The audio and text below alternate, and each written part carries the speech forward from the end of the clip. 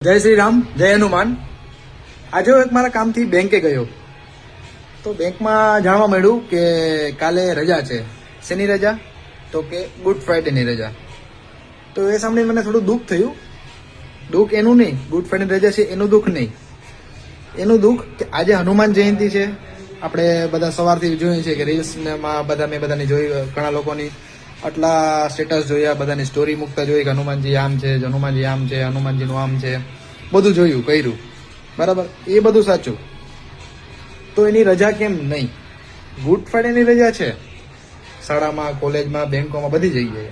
પણ આજે આવડો મોટો તહેવાર આપણા માટે મોટો તહેવાર જ કહેવાય. મારા મંતવ્ય પ્રમાણે, તમારા બધાનો પોઈન્ટ ઓફ વ્યૂ તમે બધા કહી શકો છો. તો આ એક મોટો તહેવાર જ કહેવાય આપણા માટે, બધા માટે, બરાબર. તો મને એનું થયું કે ભાઈ આની રજા બી હોવી જોઈએ. તમને શું લાગે છે, આની રજા હોવી જોઈએ કે ના હોવી જોઈએ? હનુમાન જયંતિની આપણે ગુડ ફ્રાઈડેની રજા તો છે જ, એટલે એમાં તો તમારે કંઈ પૂછવાનું નથી મારે તમને. તો હું આમાં સાચો છું કે ખોટો છું એ બી તમે મને કહી શકો છો. અને ખોટો છું તો કેમ ખોટો એ બી મને તમે શેર કરી શકશો. જો મને સાચો પોઈન્ટ લાગ્યો તો હું એનો એક્સેપ્ટ બી કરીશ, અને નહીં લાગ્યો તો એનો વળતર જવાબ બી આપીશ તમને, બરાબર છે. તો બધા મને ખાલી ખોટો દેખાડો કરો છો બધા રીલ્સમાં, સ્ટેટસમાં, સ્ટોરીઓમાં.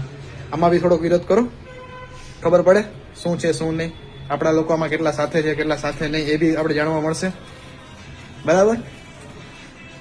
હવે જોઈએ આમાં તમે બધાનો શું પોઈન્ટ ઓફ વ્યૂ આવે તમારા બધાના. આમ તો બધી રીલ્સોમાં ને તમે બધા કરો જ છો, બધું જોઉં છું બધું. તો આમાં જોઉં, આમાં તમે મને આમાં તમારો પોઈન્ટ આપો છો તમે. ચાલો જોઈએ, એક બે દિવસમાં ખબર પડી જશે તમે શું બધું કરો છો એ. જય શ્રી રામ, જય હનુમાન.